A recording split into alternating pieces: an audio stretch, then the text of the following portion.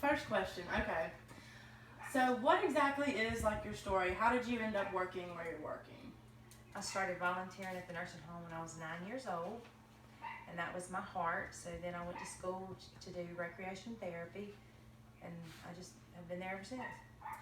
Um, what did you end up going to like school for? Like your major or anything like that? I got a 2-year business degree from East Central and a 2-year recreation activity director degree Okay. certification. What inspired you to go into your career? Just working there for so long, or I love elderly.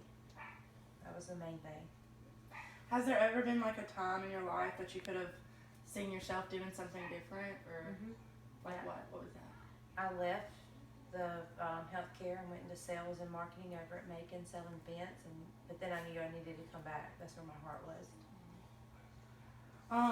Was it like what were like the biggest struggles that you faced? Do it now? What were like the biggest struggles that you faced With what? with school and with like your occupation and your decisions that you've made so far?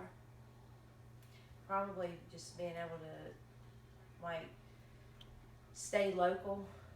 You know, you have more opportunity elsewhere, but staying at home has a lot of benefits too, but I have kind of struggled with that from time to time. Was there anywhere else you wanted to go? No. You've always just wanted to stay here. Mm-hmm. How many years have you been working there? 14. How many years did you have to go to school? 2 for the therapy part of it, but then I went total about 4. Do you do a lot of hands-on work with the No. patients? Never. It's mostly administration though. Do you love what you do? Mm-hmm. I've been thinking a lot about what I'm going to be doing with the future. So, what are the pros and cons of your career? I think the pros are that I have a lot of flexibility. I get to work with the public, which I love.